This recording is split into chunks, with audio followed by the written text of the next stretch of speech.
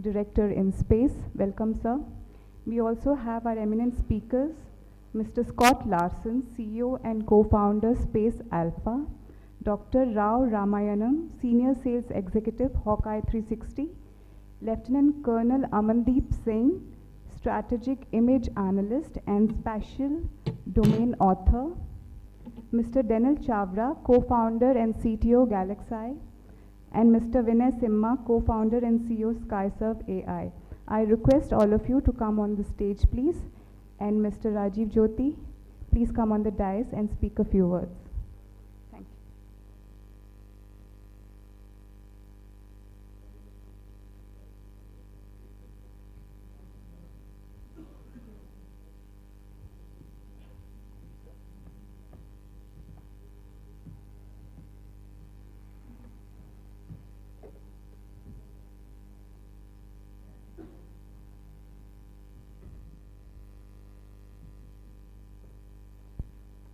Namaskar.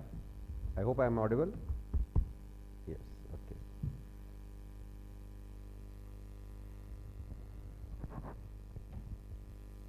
Good morning, good afternoon to all of you. We will be having around 120 minutes, correct? And so each one of us are going to talk about 10 minutes. I think that is, we know how to maintain the schedule. All of us are so we will, I'll make a beginning. So I must say that this is a very privilege for me also.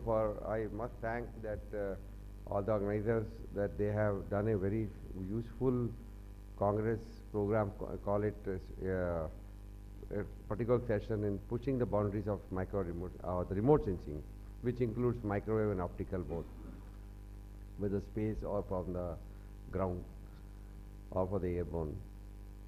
And today's I'm seeing the session is having all the stakeholders of the space sectors, whether they are veteran speakers on the dais and all the audience which is there, the entrepreneurs, business people, the financiers also are there, and we have technologists, we have science people.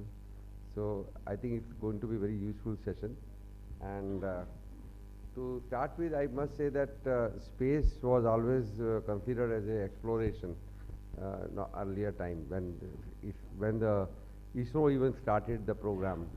Because I spent in almost 35 years in Indian Space Research Organization, so I'm going to dwell on more those technologies which we have developed and where we are going to be there in current scenario. So, over if we look 6 decades back when we were talking about all those technologies which were considered as exploration, and so, but that still was meant for science, and that is still holds good. Even though earlier the only thing which has changed is only the government organizations of each state was acting as the main actor, and there were support systems from the private companies in terms of joint collaboration or the vendor development. But now we are having companies who are probably to start with a business which is really very enterprising and risky business. So that's the reason it has started quite off late in India, but nevertheless it still is in time. And I remember the quote which was given by Dr. Vikram Sarabhai earlier time, that we are not going to compete. When he muted this idea of ISRO, he said, I'm not going to, we are not, ISRO, Indian space research is not for exploration. We are not having competition with any of the developed countries. We are talking about its application. And today's topic that we are having is for application of the remote sensing. So today if we see the remote sensing has gone to a level, if we think, just imagine if we don't have remote sensing our satellites, we are not going to gain any knowledge on the disasters which are happening all around, or even the sea surface temperature, the sea surface heights, and where it's not possible to go on those places. We are, the glaciers, the Antarctica region, and all other areas which is inhabited. We get all the information at the aerial view. However, there is always a change in always the challenge in terms of to the technologists and to those engineers who are taking those images which are being taken from the remote sensing to draw information from that.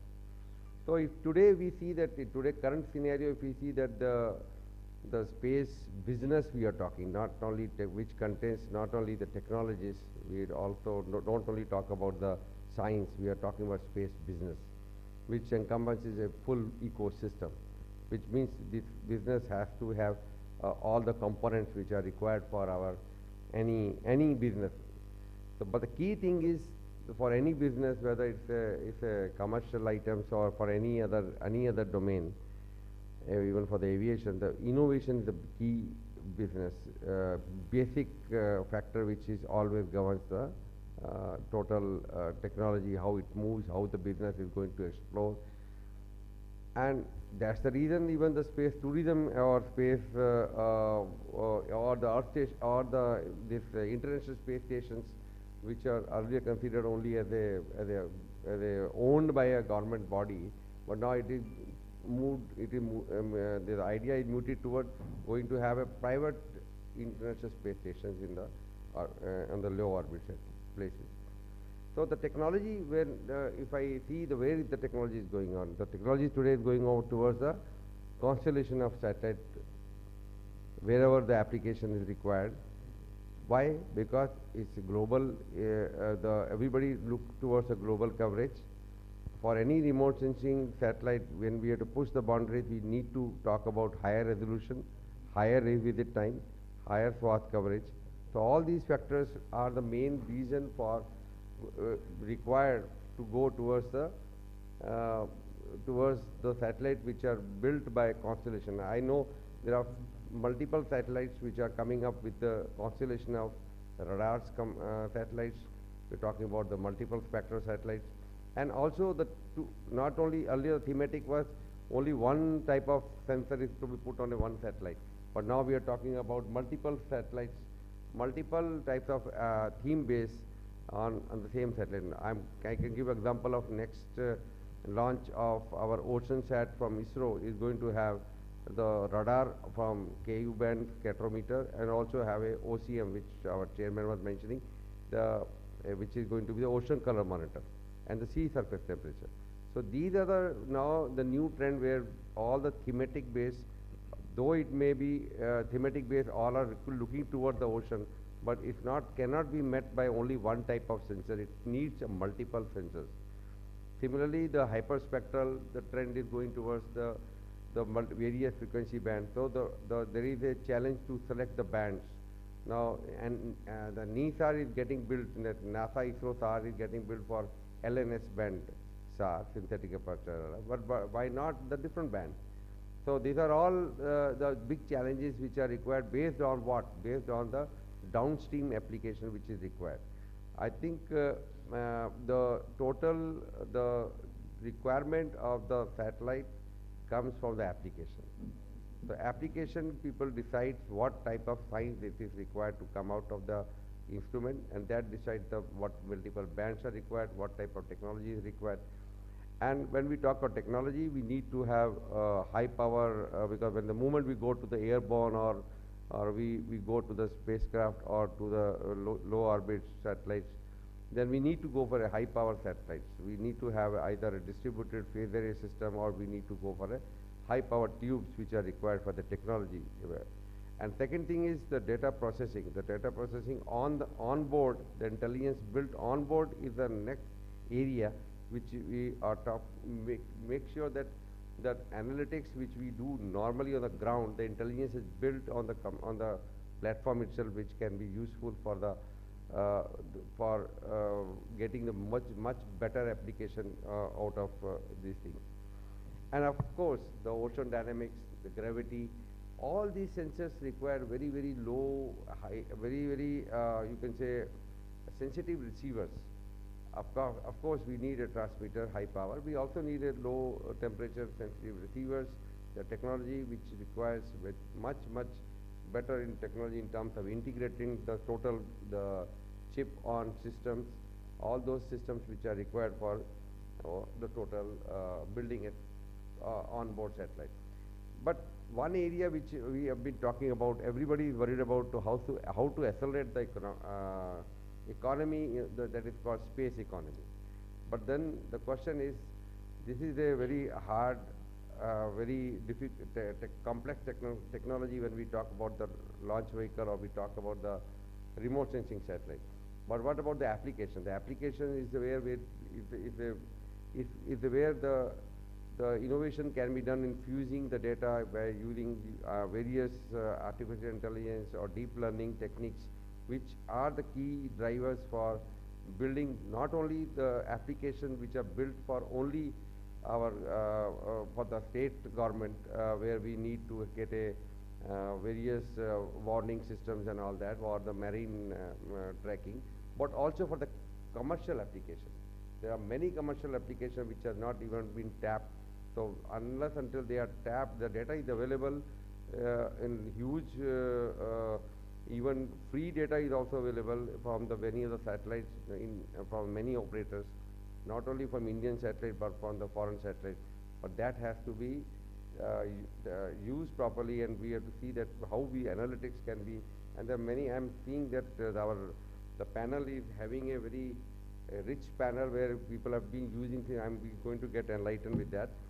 And now I am going to touch upon the space ecosystem wherein the in-space comes into picture. The in-space, because I am the director in space, I won't be justifying if I do not say few lines on in-space, so that those who are not aware of in-space, it is another arm which is under Department of Space, and this is a single window proactive unit or center wherein anybody who wants to have a work on any idea if he has, or if he wants to work on any of the system which is related with the space, whether it's upstream, midstream or downstream, all will be enabled, all will be authorization will be given by this agency, so that whether the space object can go as an asset in the orbit, or whether this technology, if it is built for any user, that hand-holding in terms of providing the expertise which is being created based on the foundation which is being made by the Indian Space Research Organization. All the experts and mentors are available, will be enabled through in-space. So in short, if any idea is there with anybody who wants to build a technology or the localization, or you can say indigenization of the many of the components which are goes into the system, or to the application which goes into the system, for that, if any idea is there, that has to be enabled, that you need enabling through a incubation, because if you are incubation phase, that can be enabled through in-space by providing all the facilities which are there, all the data which is available in the country, and basically to see that all the critical technologies as well as the localization of the main system can be developed. So in nutshell, I will say the in-space is a facilitator, in-space is monitoring all the space, whatever is happening in the space in the Indian industry, private companies.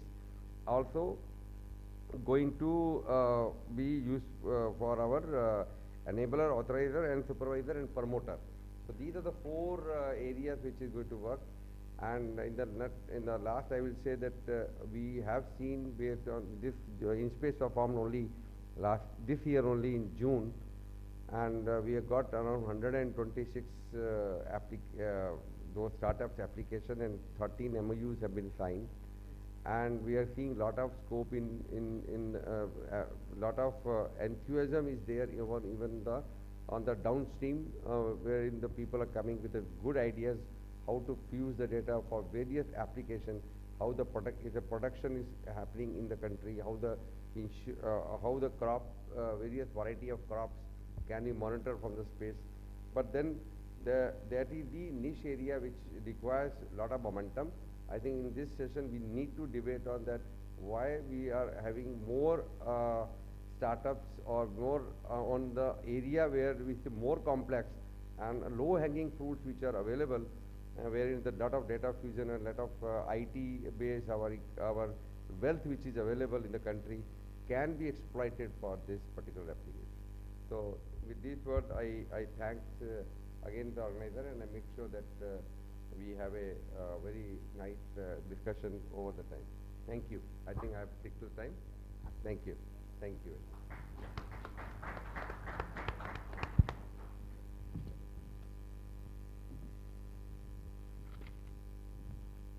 I welcome Mr. Scott Larson, CEO and co-founder Space Alpha, to the dais and speak a few words, please.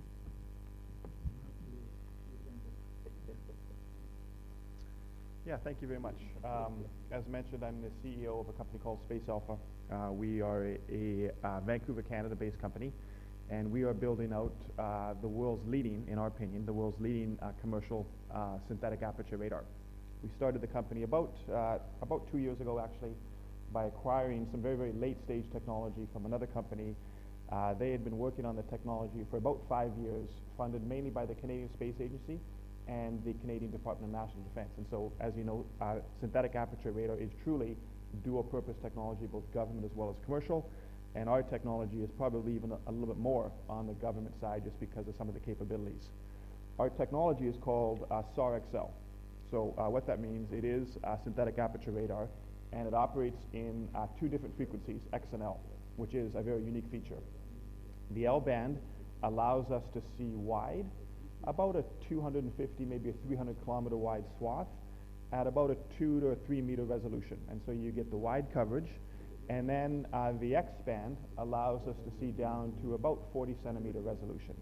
So you not only get the wide coverage, but you also get the high resolution. It is a dual band, phased array, digital beam forming synthetic aperture radar payload that is modular, and it's built in panels. Each panel is about 1 meter by 2 meters, and we can extend it. So if the mission requirement is greater swath, or is more functionality, more capability, the technology allows us to do that, which is also unique.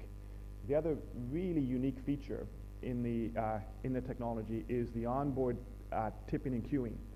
So we have some in-orbit processing, which allows us to use the X band which allows us to use the L band to task the X band. And so what that means from an application standpoint, which of course we heard about is kind of one of the key purposes here, is assume this satellite is flying over the Indian Ocean, and it sees whatever it sees. It just sees water, ocean. And off to the side, the L band sees something long and narrow in the side. It's looking off to the side. It sees something long and narrow. It says, that's interesting. I've been programmed to take a closer look. It'll automatically direct the X band over to take a high resolution snapshot. So first you have surveillance. It sees whatever it sees. And then you have identification. Is that a ship? It is a ship. Then you get into classification, which is what type of ship is it? Is it military, commercial? It's commercial. Is it a freighter or tanker? And then finally you get information, which is how full is the tanker? How fast is it going? Which direction? Is it a dark vessel? Has it been registered? Do we know where it's going, and so forth? And so all of that autonomy built into the payload allows the spacecraft to become smarter. And you get satellites that can actually pick up features, that can task on change, that can task on machine learning algorithms, which is certainly unique. One of the other key features, and then we'll pass it over, of course, is the L band working in tandem with the X band. So the nature of the X band is if it hits trees or biomass, it'll bounce off, whereas the L band will penetrate through right to the bottom, and then in certain cases also underground. So L band can penetrate underground 3 or 4 meters in certain soil conditions. And so the amount of data and the richness of the data that you get from those 2 different bands operating together at the same time is in fact unique. And so we're here talking with certain customers, of course, in the Indian market about what the capabilities can do, both on the government as well as on the commercial side. Our first satellite is going up towards the end of next year, maybe the beginning of the following year, and then we'll look to build out a constellation after that. If we have 6 satellites, it allows us to image all of Earth twice a week. And so the coverage, the richness, both from an environmental standpoint, infrastructure, monitoring water, seen where using this type of data to put together predictive analytics to predict flooding, water spreading and so forth is truly unique. So we'll get into the panel, and then we can talk a little more after that. Thank you very much.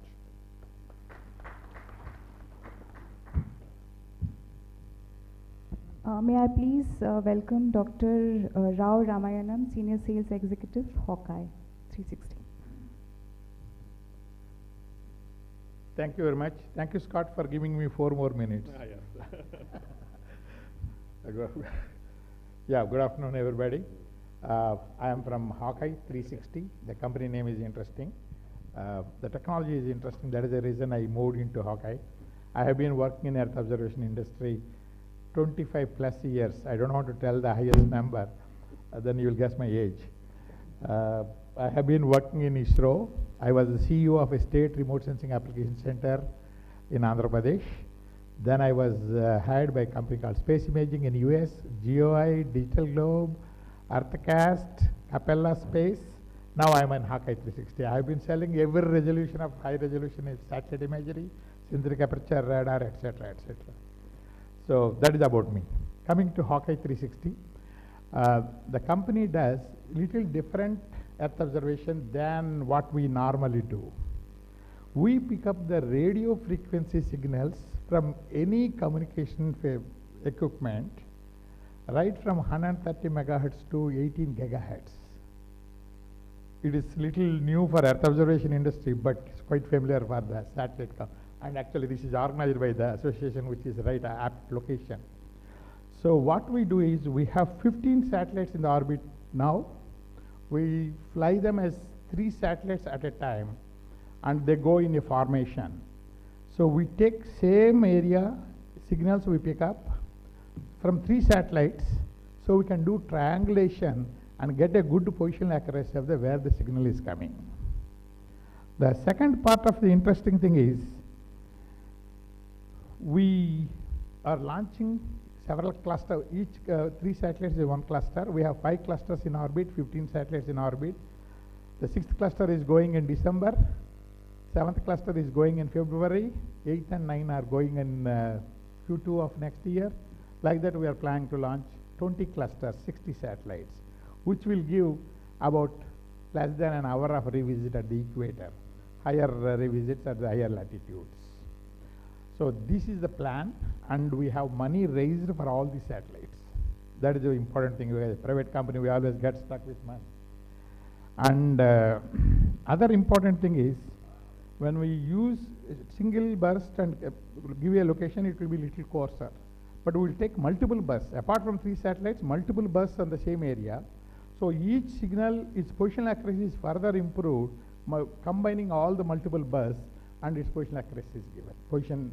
And we deliver a GIS layer, a GeoJSON file to the customer. It will go into the GIS immediately. Just that you don't have to do any formatting or translating. So as I mentioned to you, we can cover from marine radars to push-to-talk, AI signals, GPS jamming. This is one of the most 2,000-fold increase during last few months because of this war going on. And that actually gives you, when the missiles or aircrafts or drones, when they are flying, the GPS signal is lost because of the GPS jammer. So the aircraft or the drone will fall, or somewhere it will lose its target, which is of high interest for our defense and intelligence community worldwide. And also we have push-to-talk radios. A lot of people across the border, they use push-to-talk radios. They also use satellite phone, L-band, S-band satellite phones. And also we can pick up the signals from high L-band, and highest is Ku-band communication radars. So we can pick up radars, phones, not cell phones. The wattage required is about 5 watts or above. You can pick up 3 watts above signals, but 5 watts will give you a better location and better accuracy. So having said that, we have been working with several customers, of course, US government and outside, several, and we are one of the major supporters of Kargil, sorry, not Kargil. We are supporting several countries with this technology. And another important thing is what offer is, apart from the location, we also offer raw IQ data, from where you can actually analyze the spectrum of the signal what you are getting. But all these are ITAR controlled. We have to get the approval from the US government, and we already got 40 countries approved by the US government. So that is a good news. And India is one of them. So we'll be happy to work with any one of you. We can offer it to the government, to private. And now coming to the commercial part of it, we can do the same signal picking up from vessels, ships. Any vessel which is transmitting AAS, we can pick up, and when the AAS signal is stopped and when it goes dark, the other satellite technology do not know which one is the dark vessel, what it is doing during dark period. We pick up the communication signals from that, and I have several cases with me. We can show you the ship has started here, after 1 day it stopped is the AAS signal, and it is after 7 days it started signal here. But where did it go? Nobody knows. We show it where it has gone, which port it has gone, how many days it stayed there, and when it came back here and gave the signal back. Actually, synthetic aperture radar, optical, and our technology are complementary to each other. And actually, we recommend the customers to use our signals along with optical imagery and SAR, so that they will be able to get where is the location, what is the details of the emitter we are getting. It could be a huge radar facility emitting, or it could be a single small howitzers where people are using. We give the technology about the activity. Imagery gives you the location where it is here, but there could be a surface to air missile launching site. There may not be any activity. You know that target you keep monitoring, but we will be able to give when the communications go up, we know there is some activity, they are preparing for something. So that is an additional advantage of RF signals. And we are, one interesting thing is the footprint is 1,000 kilometers. It is not a small 10 by 10 kind of imagery. So we can give you in each pass entire India, including across the borders, Bay of Bengal, Arabian Sea, in one shot. So each pass we have about 16 passes over. Right now we have 16 passes over India or anywhere in the world. So a few of them are used by others. Still a lot of capacity is available. So we'll be able to offer that, and we are looking forward to discuss with both government and private sector in India. We already made good progress with some of them. Even before I joined, my colleagues have made that progress. I'm trying to add more to that. I have a bunch of slides which we decided not to present here, but I can sit one-to-one meeting if you are interested, and then brief you a little more about this. We have some brochures here. My friend Mohit will be able to distribute to you. Whoever is interested, you can pick it up. I have two brochures there, one about Hawkeye and another one, RF, and another one is maritime. Am I in time? Yes. Good, great. Thank you very much, and looking forward to interacting with all of you with more discussions.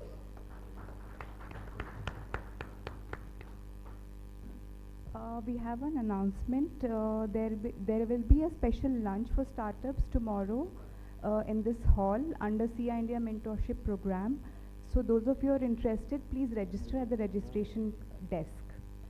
So now I welcome Lieutenant Colonel Amandeep Singh, Strategic Image Analyst and Special Domain Author.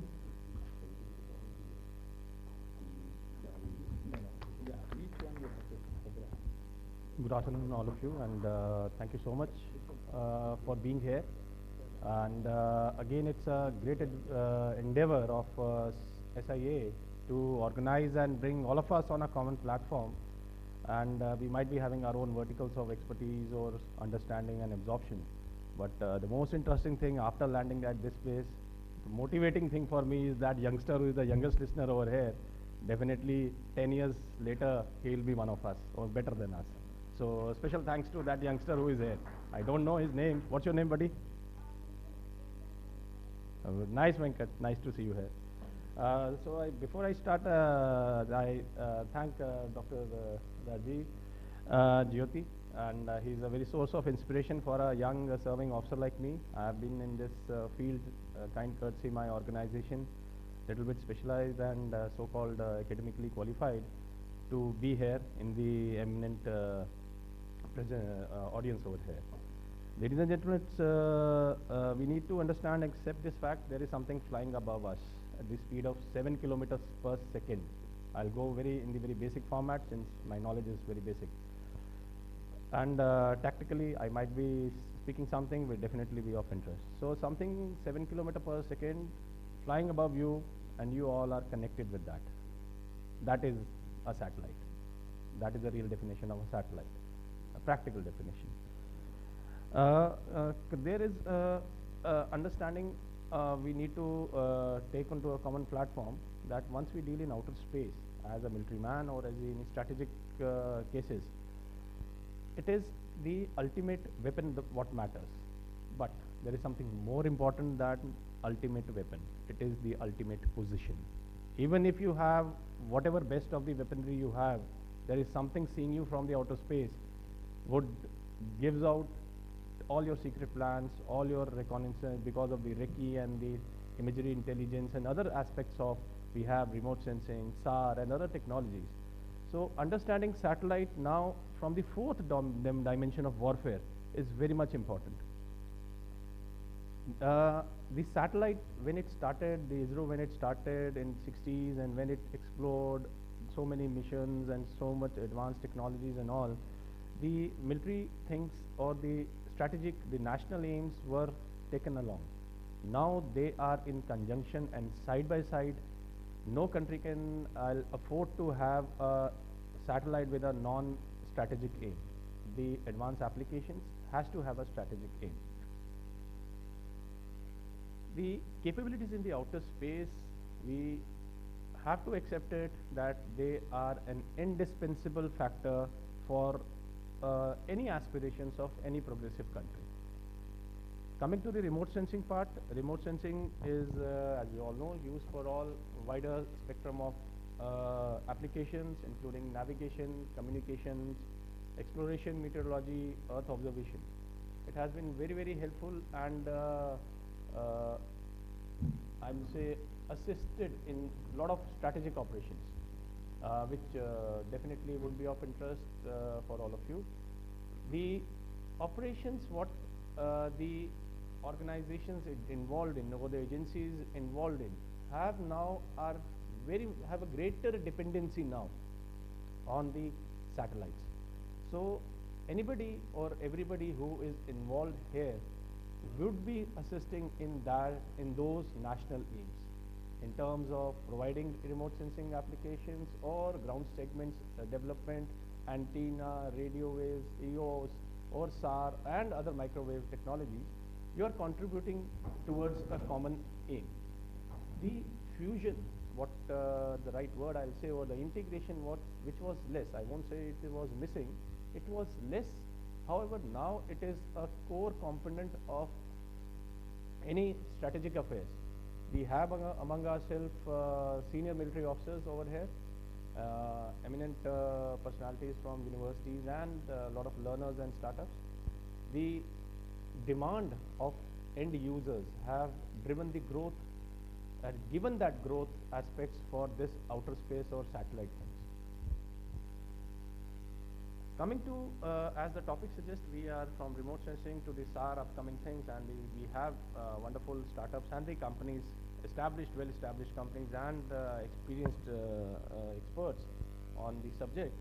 The SAR data is nowadays, what we have is enormous. The point of concern is data is not a problem now. It is not the satellite or the data. It is the right real-time having to the what my senior officers over here have taught us. It is the shooter to sensor. That real-time imaging and the real-time data delivery in the right hands are the need of the hour, wherein all of us in our different ways and different verticals and expertise are contributing so that we achieve this common agenda. The SAR, particularly with high resolution capability, with independent of the flight altitude, the positivities of the SAR, weather independence, day and night capability, and it's complementary, as Dr. Rao has said, to the optical systems, and all these are all complementary to each other. And numerous applications from the SAR, whether it is topography, as already said, like earthquake monitoring, or for that matter, a moving target indication. These technologies, these things, particularly in the outer space, in different formats and the different verticals, are affecting our day-to-day life and would be the core component of our day-to-day life. Satellite is nothing. The mobile what you're carrying is a satellite. It is connected. Your wife or your spouse might can get annoyed from you and throw you out, but satellite will stay with you.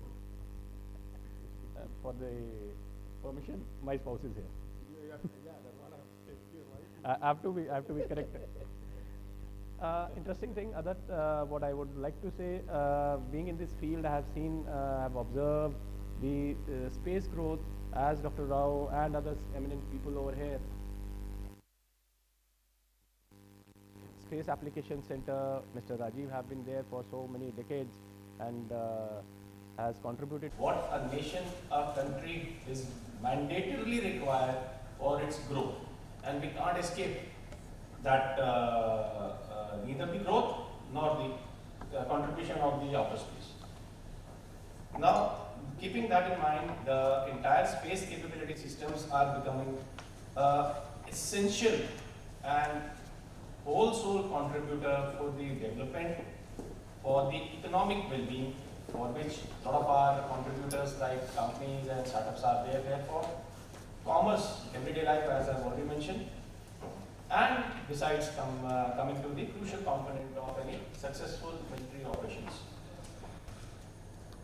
Ladies and gentlemen, the ambitions, the satellite, the outer space ambitions, the geostrategic tensions, what we are seeing in present going on for last so many months, Russia, Ukraine, or all those things what we are privy to. The growing economic prospects, what we know, the leading companies, whether it is SpaceX, led by Mr. Elon Musk, or other companies, what we have, they are going leaps and bounds. What we have seen, the addition, the growth rate in terms of addition. Now, next year, not to say much, we will see multiples. Now, here onwards, because of that subject of integration and the fusion of the strategy and the technology will multiply the speed. By the next year, hopefully whenever we have the India Space Congress 2023, we would be seeing, you will be definitely, I'll request to remember my words, we would be seeing something tremendous. And this decade or so, definitely these are the game changers. As we have seen and recently Defense Expo, all those things, my small take on this is, towards the end, to modernize, we have to indigenize. So the industry has the technology, we have the strategy, let's bring up and get together so that next 10 years, next half a decade, we are at the different platform.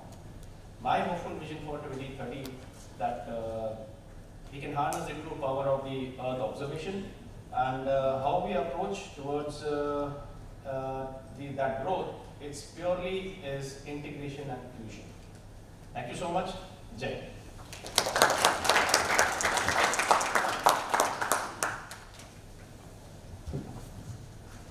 Now, can we have Mr. Denil Chawda, founder and CTO GalaxEye, please?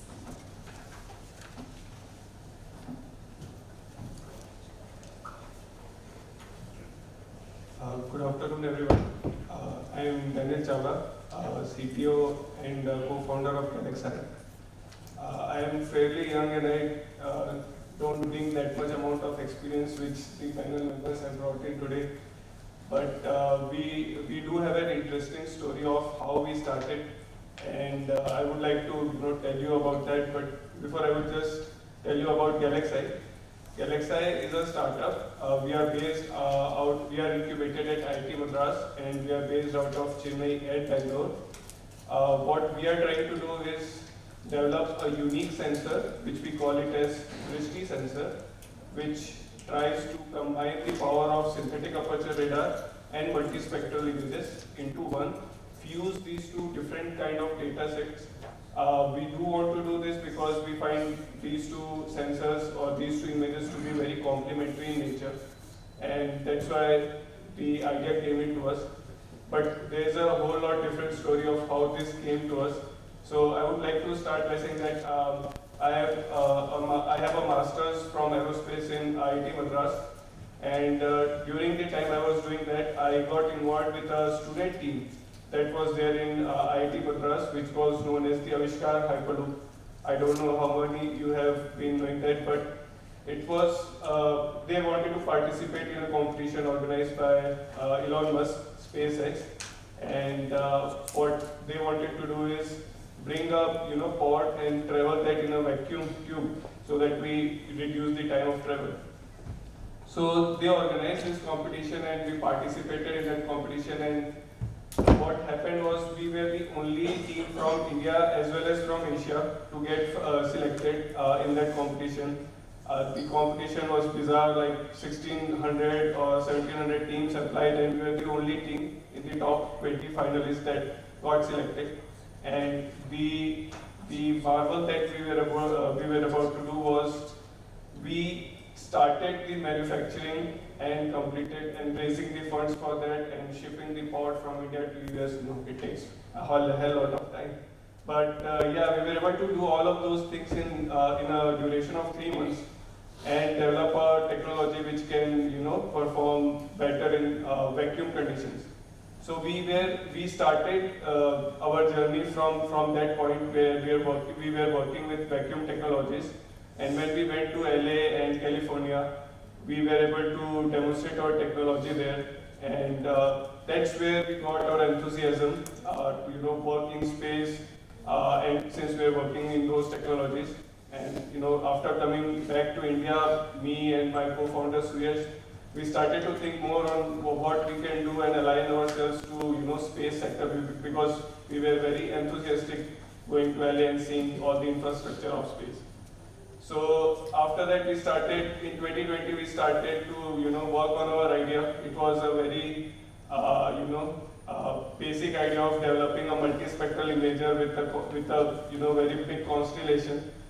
And that's how we started in stealth mode, and we started by talking to various customers and people who would buy this, this type of data set, multispectral data set, and we soon found, as everybody is bringing up right now, is the industry is moving forward to a data fusion technology or data fused images.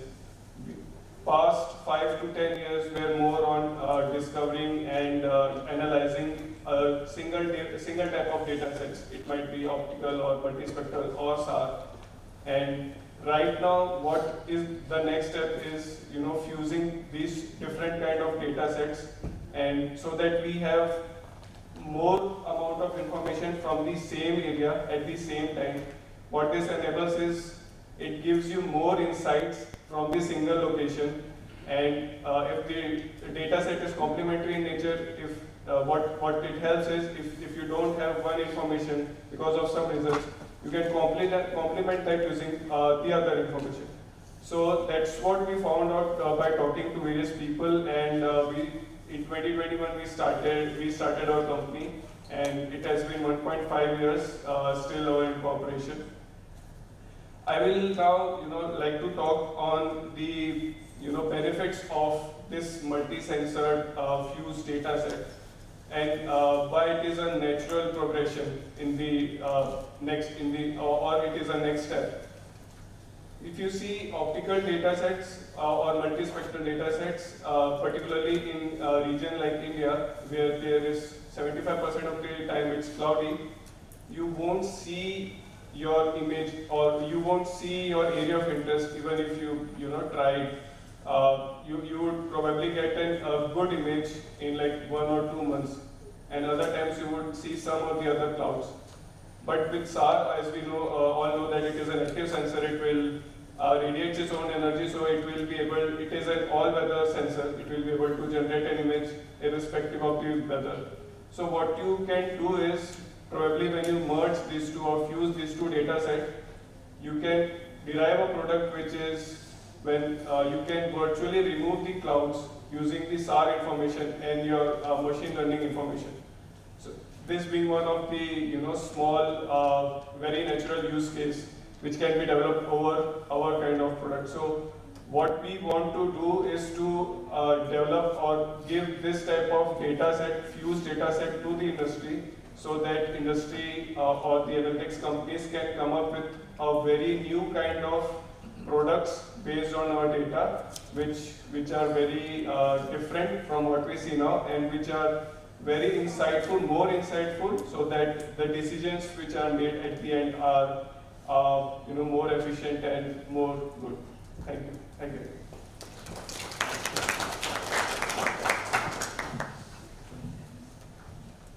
I have Mr. Vinay, Simha, co-founder and CEO Skyserve.ai, please.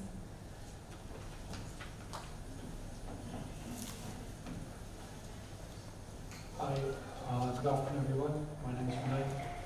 Thank you SIA for having us here and being part of this panel. And thank you all for sharing valuable time in this session as well. So what Skyserve does is fairly simple from a common man's perspective. When a person goes to has a leg pain, he goes to an orthopedician. The doctor says, okay, I see a swelling, can you go get an X-ray? Then the person goes and gets an X-ray, and then the doctor sees the X-ray, and then he says, okay, you have a sprain or you have a hairline fracture, here's the diagnosis. And then what happens here is for the patient who's gone through, he has to pay for the X-ray and the diagnosis approach.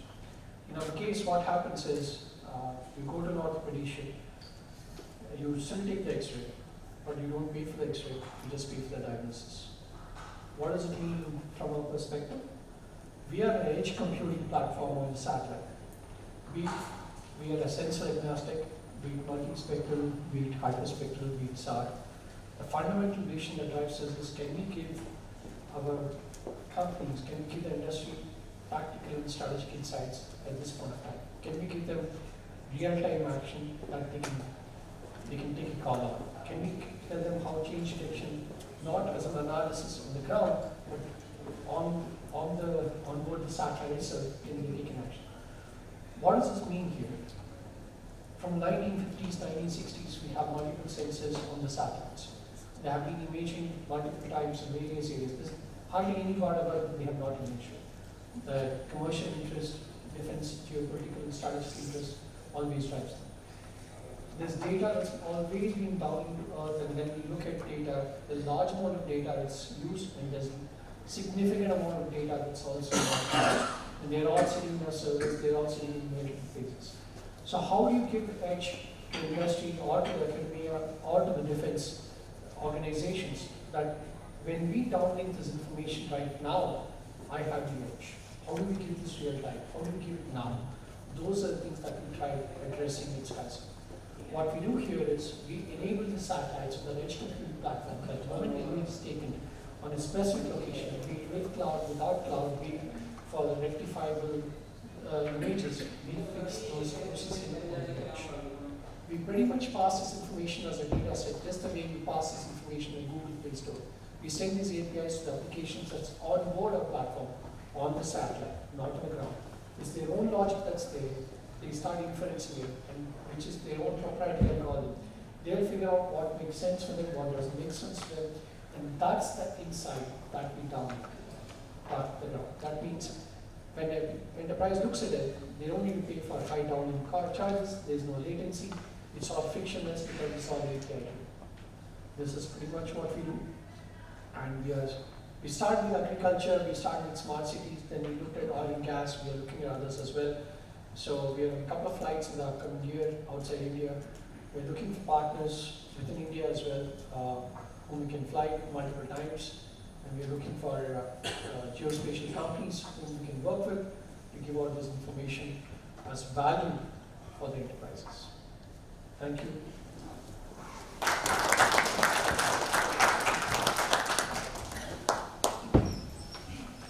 I now request Mr. Rajeev Jyoti, the chair and moderator for the session, to initiate the panel discussion surplus.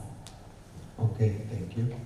I think one thing is very sure that in this last 50 minutes, we have come to know that apart from the satellite, what is required, multiple sensors, the data fusion is also required on the ground, so that we can mix and match and see that what information the customer or the commercialization can use. So I think we'll try to see, we take questions from the audience also. But to start with, I will have question from Denil. I think your story was very inspiring to everybody. Those who are to today's world, when we are talking about anybody to take an adventure on the space. So, but I have a question to you. You said that you are using the data, and we are seeing that a lot of SAR and optical data is there. But still, do you think that SAR data is very popular, or we are seeing that the optical data is very much? What is the reason for that? What can be done to make sure that SAR data, which gives like X-ray of the region, what can be done? So, yes, so optical data has been very popular because it is very visual in nature. It gives out visual information, so it becomes very intuitive to us. And SAR data has more of scientific data for the community because it does not give you visual information, it will give you the backscatter or the dielectric properties or the geometry. So it has not been very much popular, and it has been used mostly by defense and government.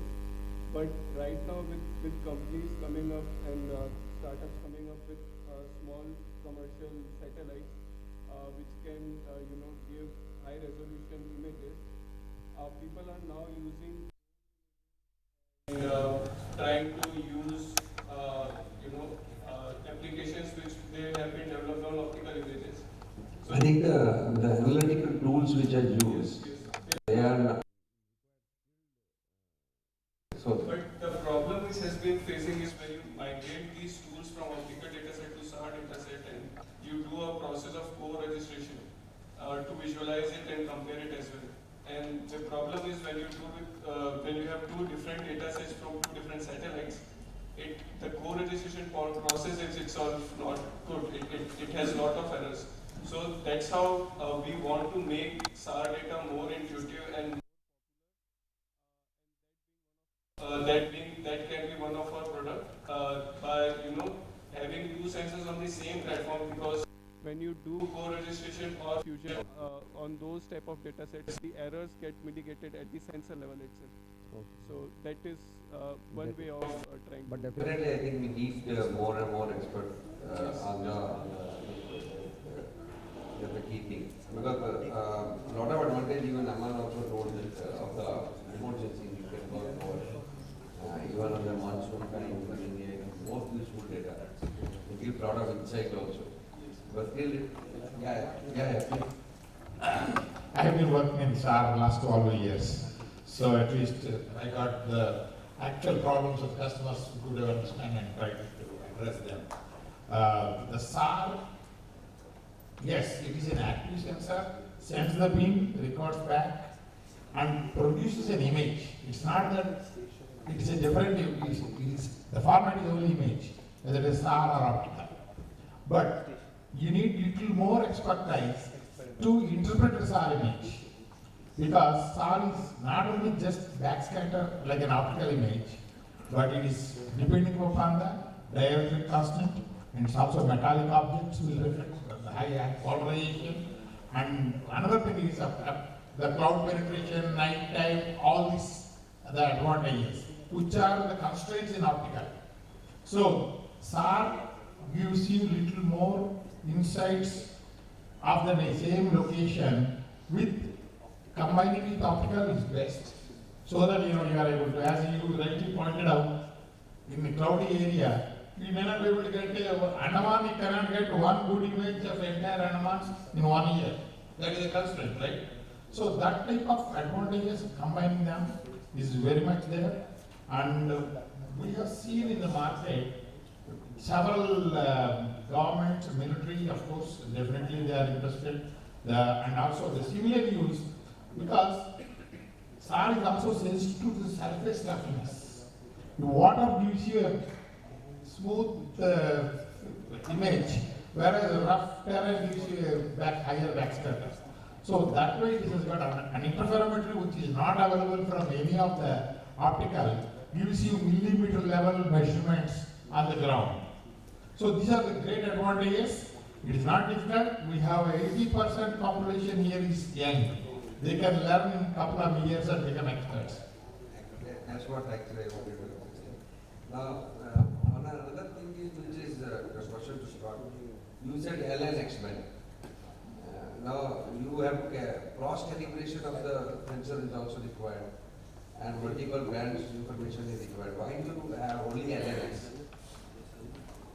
And how do you cross calibrate your sensor? Yeah, so SAR is difficult technology. It just is. It's far more difficult than optical. As pointed out, the optical Earth observation industry has been around for the last 35 years. It's been around for a long time. The SAR portion of it is much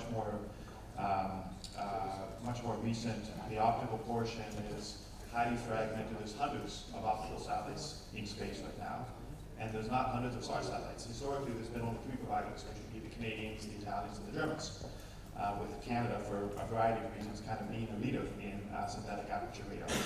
But putting those 2 sensors together is unique. It's in one platform, it's in one instrument, it's calibrated, it's dual band, it's digital beamforming, you can be uplinking and downlink at the same time, you can have one pointing this way, you can have one pointing that way.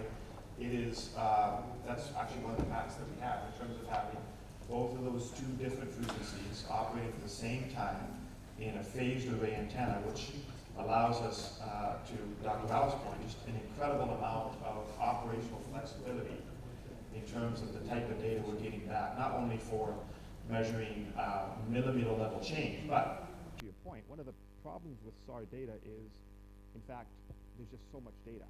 So a SAR satellite, one of our SAR satellites will take about 15 terabytes of data per day, which is it's actually too much data. You know, what do you do with that? The processing and the analysis and getting all of the geospatial people to go through that is difficult. But because we can task the X band with so the L band is looking out. So back to the example that I gave before about the ship. The L band sees it.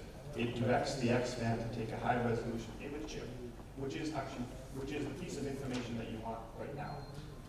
And so typically in Earth observation, you image, you downlink, you image, you downlink, you image, downlink. In this case, because all we really want right now is the picture of that ship off of the ocean, which is a dark, do we know what it is, do we know where it's going? And so you can use inter-satellite links.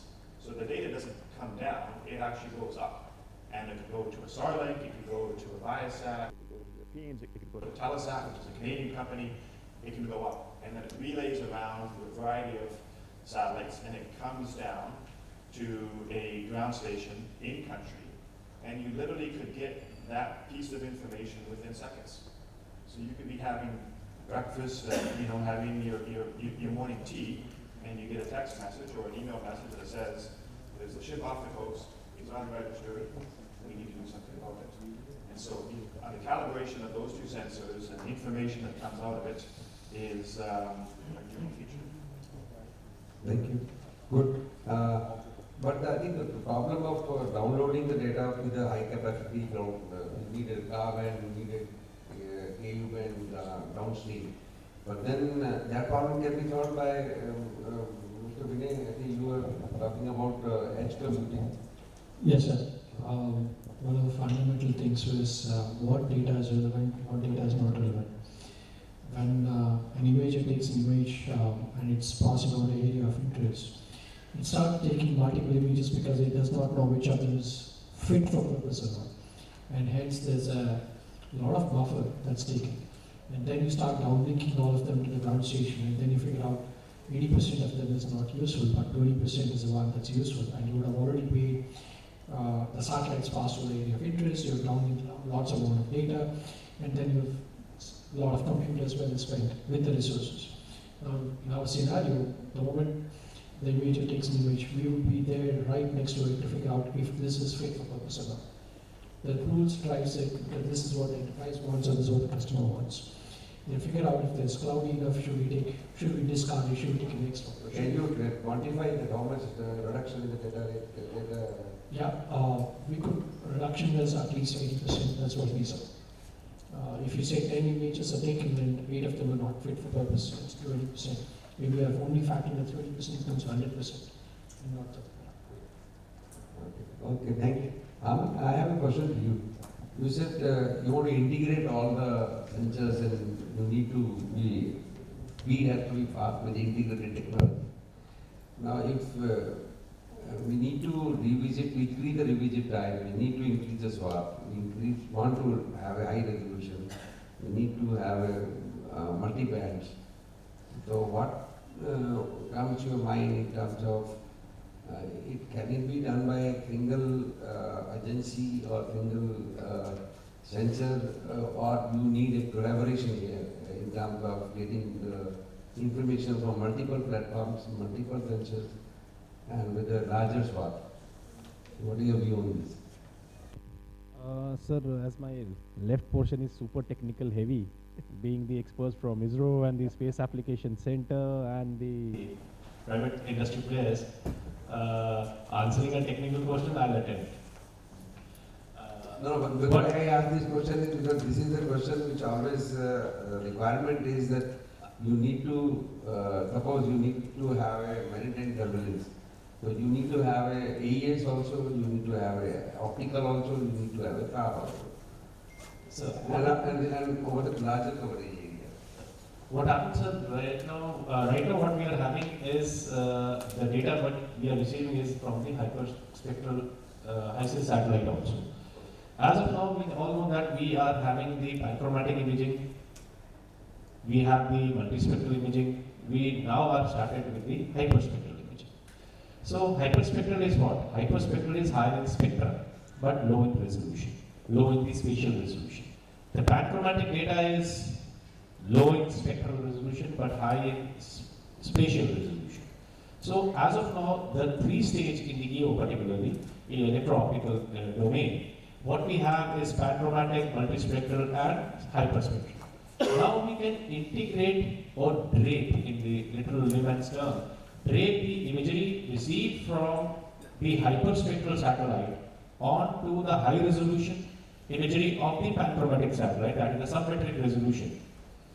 That technology, in-house integration or indigenous integration requires to be worked upon, because 3 segments what we are getting for a common user, whether it is a defense or the industry or agriculture, forestry or any other civilian applications. These 3 getting integrated would be very, very useful for the end user. In addition to that, what I came across certain things, industry players would definitely be privy of that, the AI-based auto change detections. So those aspects, AI/ML based auto change detections, because as of now there is no dearth of data. As I've already said, so many years we have our data, we have our current data, and we are equipped with the latest satellite technologies to give us future data in times to come. However, once it reaches, it gets processed, it gets analyzed, then the data becomes in different formats, because that time user is not adequately trained and equipped the data in an integrated form, because we have to accept this is a technology heavy and an equipment heavy business or an industry where we now cannot rely upon anything which is more in numbers. We have to focus on the quality part. The quantity part is not the game. So my view on this is that integration for us, from my side, amounts to integration of whatever you have within EO to SAR. So those integrations we need to work upon so that real-time availability of data should be there with the end user. Yeah, correct. I think that's the right point, that data is available. Even the IRS signals which are available, lot of that can be used for soil moisture detection. Nobody is transmitting, only all IRS signals are available, all GPS signals are available. Similarly, what you said is that signals are available, but you need to have a value addition in terms of quality of the information which you are getting from that. I think, thank you very much, Amin. I think we can have an open session. Any question is there to all these panelists? We can take one by one. If any question is there. Three questions. I think you, okay. Can we have that? Yeah, please go ahead. The prime question overarching is to You can introduce yourself. Sir, I'm from Defense Space Industry. The overarching question is to you, sir. In specific, there are two questions. One to GalaxEye representative and one to for AI, SIRV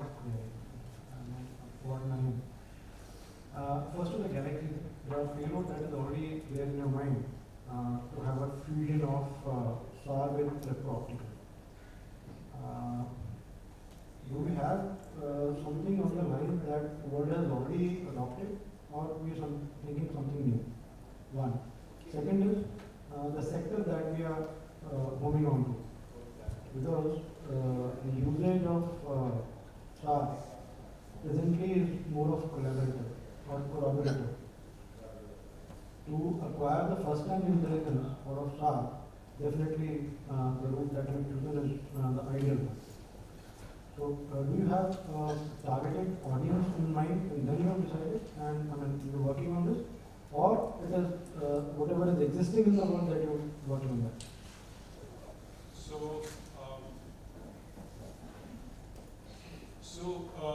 When we started, as I said earlier, that we were not into data fusion, we were into the only single data set. But after talking to customers and after talking to people or the analyst itself, we found out that there was enough interest in data fusion, because somehow the other one data set was not enough to get the complete information or the analytics that they wanted to perform. And that's how we pivoted our idea to a multi-sensored satellite. So I would say it is more consumer or customer driven than the idea or the technology driven for us. It's a demand driven. It's a demand Yes, right. So I take it the demand more from the commercial world for this. And what is the likely segment of resolution in both of them that we are looking at? So we aim at sub-meter resolution because we are more into applications for like object detection, which can be used based on object detection or segmentations. So we are more on the resolution side, so that these applications can be performed. But all of these things have various use cases, from money time to insurance, defense. So it is applicable to various. And when do we foresee this being launched and operational? We do not have right now, but we are working to develop our first satellite based on it. Likely timing? Okay, so this is something which I cannot disclose. We can discuss. That's fine. Second is regarding AI, Spatial.ai. Presently, do we have a module which can come up with contextual kind of information, where identification of a particular target having various data sets, modules drawn upon, that can auto be given by the software itself, as well as this was going through your website, that gives the change detection and the event detection also. So, leading to a certain contextual kind of information, do we have expertise on it? So, on the flight that we are going right now is on a multi-spectral 5 meter GSM receiver. So, if you look at there's algorithms with respect to that, there's use cases that we look at. If there's any changes that you want to discover in the borders, if you want to look at some changes with respect to post-time working, if you're looking at those kind of use cases, you could upload those logics on the platform, and we could definitely do that on the flight that we want to offer. So it has to, of course, go through the standard testing inside to be on the platform. But that part we are good to go from a 5 meter GSD resolution. But if it's a 1 meter or 0.5 meter, it's an upcoming flight post that the use cases that you are hinting at, that's a later part of the next year that we have from the rights that we have. We can always accommodate that. That's definitely good. Okay. Another final question. Yes, that was the overarching one. This I just wanted to get some inputs before I ask it. So now industry has been there for about 2 years. Started in June. June 20. That was announcement. The body has been formed this year. Okay. About a year or so. Now with the sensing the pulse of industry in the country and space sector being recently been open to them. Do we have overall strategy that how we want to shape the industry for ultimate use in commercial or for the national security? That is, have we already thought of layered kind of architecture where we want to address each layer rather than only piecemeal requirement of users and just addressing the instantaneous kind of requirement? I think that's a very important point you have done. That's why I use the word when I introduce InSpace. InSpace is a proactive. When we say proactive means we have to give a direction to the space sector. One is that somebody has an idea and he wants to facilitate, we want to hang on in one area. But we are also having a consultant and other experts who are giving us the guideline in terms of not only in Indian region but over the South Asian region. What is the market available, what type of commercial value can be added in all the 3 domains, whether it's upstream, downstream or upstream. So we have a plan to both for, right now only for civilian application. Strategic application, if any, right now we are not, because that is not domain available, we can always talk to and find out, because we are seeing a lot of interest is happening, coming from the defense space agency is coming in the private entrepreneurs and they are coming to us. And we are assuming that they are channelized through you. So we are into that and making sure that in another 3 months we will be coming out with the proactive, how they can even take the some piece of the global market also, not only the Indian domestic market. That was the ultimate. That's we are. We should get into a targeted kind of architecture. So we are working on that. Yeah. So that's what InSpace role is. That we are trying to find out how much localization can happen, which even ISRO is importing. Okay, that is for our domestic. And then second thing is the technology which the startups needs that can be transferred to them on a case basis from the ISRO which is already developed. Third thing is what is the market available demand there in the other countries, even small countries like New Zealand where the rocket lab is one of the example which have come up very fast, and there are many areas, many small countries which will be requiring a lot of business opportunities are there. So we are trying to find out and find the gap where it is.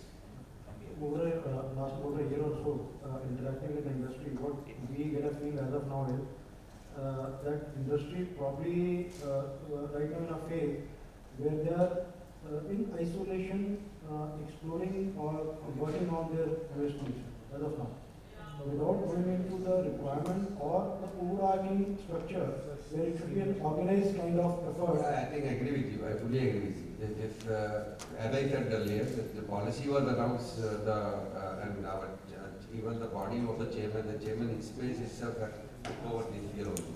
So all of the, we are only 22 people, so inaugurated only in June this year.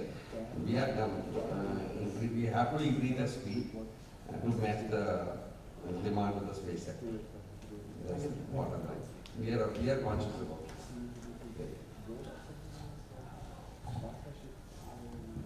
Okay, last question. We already asked 3 questions. Just one question. I'm Benjamin from Stalvers Ventures. From? Stalvers Ventures, investor in startups.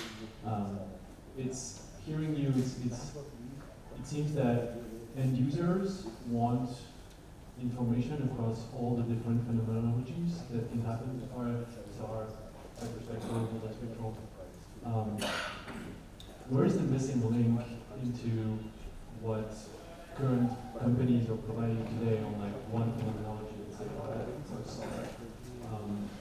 Is this, and that's for anyone who wants to answer, but are we going to see different providers working together in addressing common pain points, or are we going to see more companies like GalaxEye trying to piece 1, 2, 3 of them together? What do you see this for?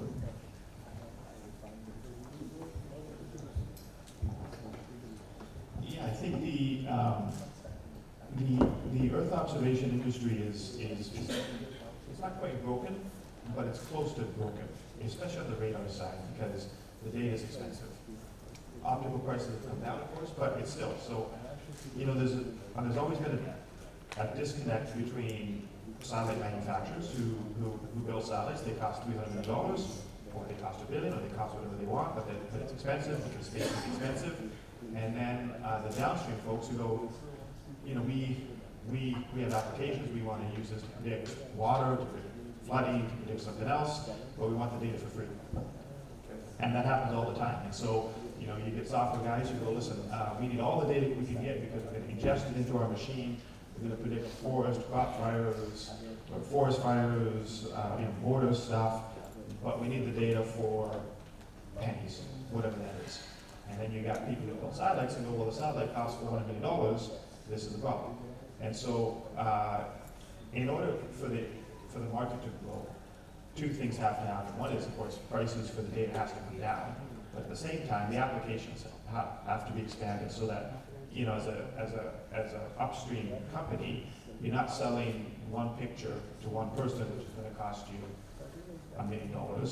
You're selling one picture to 1 million people for $1 each, and that's how the market grows. And so I think as the downstream folks fine-tune algorithms, improve the predictive analytics, determine up different use cases, you know, you can use L-band data now to detect water leakage underground.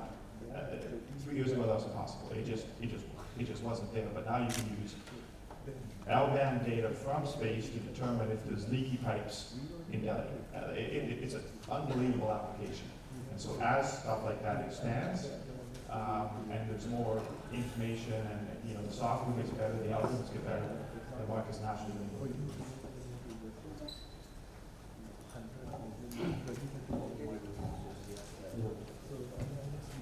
Ladies and gentlemen, please, with the permission of Mr. Rajeev, I take this opportunity to inform you that we have among ourselves General Khandare, and he is advisor to the Prime Minister's office, and other officers from different space agencies. So whatever topics and discussions what we are having over there, and definitely they are reaching to the highest level. And discussions, not discussions, I'll say, it is for the implementation. So this particular first session has its own relevance and importance at the national level.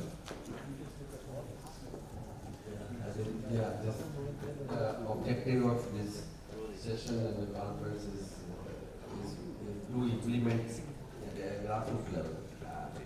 I think if we can close this session, I must thank all the fellow fellows and very enriching. In fact, I also gained a lot of knowledge. And one thing is very sure that in Indian space sector, a lot of work has to happen on the commissioning. A lot of effort has to be made towards that. And the data which is available, because the dual utilization of the same center So commercial application also have to innovate it, have to find its own way. And the